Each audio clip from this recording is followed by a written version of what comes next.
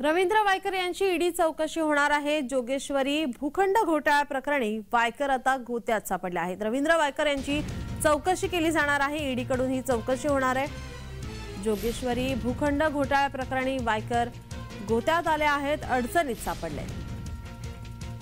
आपले प्रतिनिधी अनिल सावरे आपल्या सोबत फोन लाईन वरून जोडलेत। अनिल, काय अधिकची माहिती?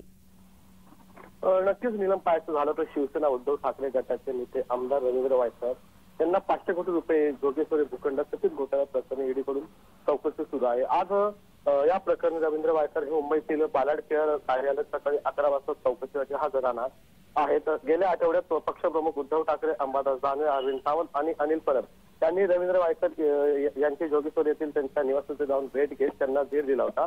मात्र ईडीच्या चौकशीला कंटाळून रवींद्र वायकर उद्धव ठाकरे यांची साथ सोडणार अशा बातम्या पुढे येऊ लागल्याचे समजतात। उद्धव ठाकरे यांच्या भेटीला गेले होते अशी चर्चा सुरू आहे। मात्र वायकर आज ईडी कार्यालयात चौकशीसाठी हजर झाल्यावर त्यांना पुन्हा चौकशीसाठी बोलवतात की त्यांना दिलासा देतात। यावर आता ती टांगती तलवार आहे ती कायम राहणार की कुठेतरी दिलासा मिळते सुद्धा पाहणं गरजेचं ठरणार आहे। नीलम, किती वाजता त्यांना चौकशीसाठी बोलावण्यात आलं आहे?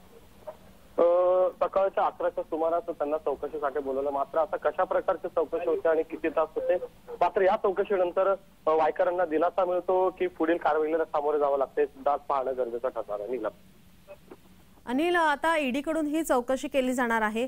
आता सध्या थोड्याच वेळात म्हणजे 11च्या दरम्यान त्यांना ईडीसाठी ते चौकशीला जाणार आहेत की नाही जाणार आहेत, त्या संदर्भात काय माहिती मिळते?